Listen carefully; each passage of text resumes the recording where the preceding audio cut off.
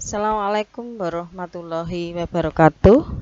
Bertemu dengan Ibu Pani di pembelajaran ekonomi kelas 12.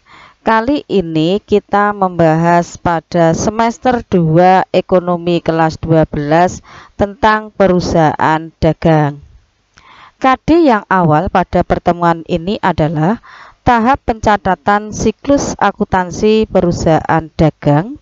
Indikator yang akan kita pelajari yang pertama menjelaskan pengertian perusahaan dagang, yang kedua mengidentifikasi karakteristik perusahaan dagang, mengidentifikasi syarat penyerahan barang dan syarat pembayaran barang, yang terakhir adalah mengidentifikasi akun-akun khusus yang terjadi pada perusahaan dagang.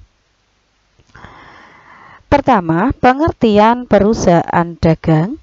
Perusahaan dagang adalah perusahaan yang bergerak di bidang pembelian barang dagangan atau produk jadi atau finished good dan menjualnya kembali tanpa mengubah bentuk dengan tujuan untuk memperoleh keuntungan atau laba. Barang dagangan atau merchandise inventory adalah barang yang dibeli perusahaan untuk dijual kembali.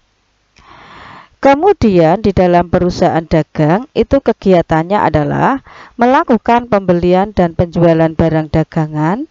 Pendapatannya berasal dari hasil penjualan barang dagangan. Terdapat penghitungan harga pokok penjualan untuk menentukan besarnya laba atau rugi. Kemudian beban operasionalnya terdiri atas beban penjualan dan beban administrasi umum. Syarat penyerahan dan syarat pembayaran barang. Yang pertama, syarat penyerahan barangnya adalah FOB atau Free on the Board Shipping Point atau Franco gudang penjual. Artinya, beban angkut barang sejak dari gudang penjual sampai gudang pembeli menjadi tanggung jawab pembeli. Sehingga syarat ini akan menimbulkan beban angkut pembelian atau freight in, artinya beban angkut yang timbul akibat pembelian barang dagangan dari penjual.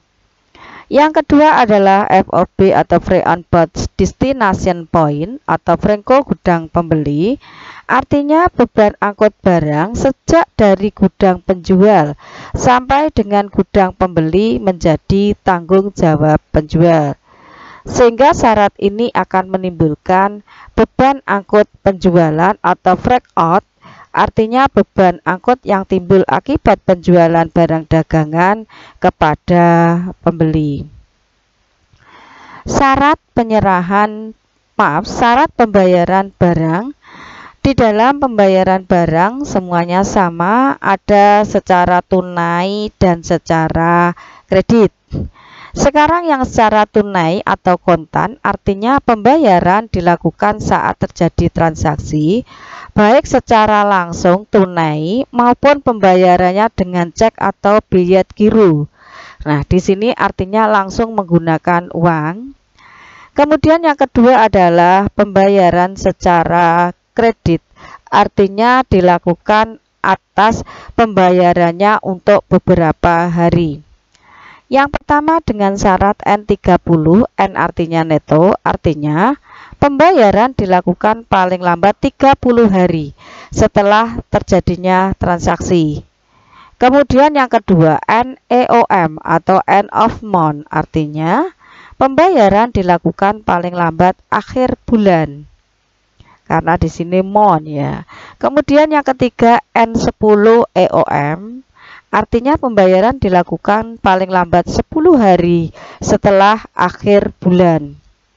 Yang terakhir syaratnya 210 N30, artinya bila pembayaran atau perlunasan dilakukan dalam waktu kurang atau sama dengan 10 hari setelah tanggal transaksi terdapat potongan 2% jangka waktu kredit 30 hari. Kemudian akun-akun khusus pada perusahaan dagang. Yang pertama, akun pembelian barang adalah akun yang digunakan untuk membeli barang baik secara tunai maupun secara kredit. Jika pembeliannya secara kredit akan menimbulkan utang dagang. Akun penjualan barang adalah akun yang digunakan untuk menjual barang dagangan, baik secara tunai maupun secara kredit. Jika penjualannya dilakukan secara kredit, maka akan menimbulkan piutang dagang. Yang ketiga, ada akun retur pembelian dan pengurangan harga. Adalah akun yang timbul karena pengembalian sebagian barang yang telah dibeli kepada penjual karena rusak atau tidak sesuai pesanan. Yang keempat, ada akun retur penjualan dan pengurangan harga.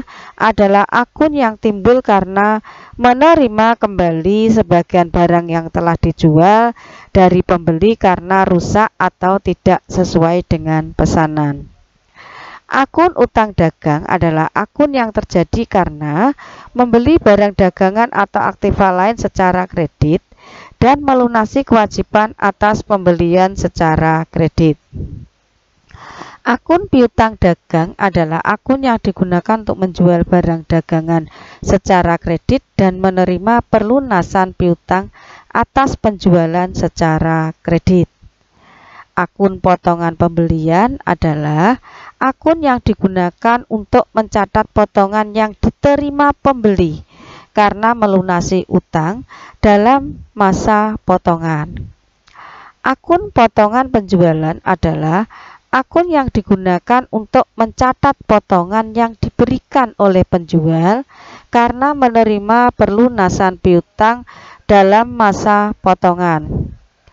Akun beban angkut pembelian adalah akun yang timbul karena pembayaran beban angkut barang dagang yang ditanggung pembeli. Akun beban angkut penjualan adalah akun yang timbul karena pembayaran beban angkut untuk mengirim barang yang ditanggung oleh penjual. Demikian materi kita hari ini. Terus semangat dalam belajar yang rajin dan jaga kesehatan selalu. Saya akhiri, wassalamualaikum warahmatullahi wabarakatuh.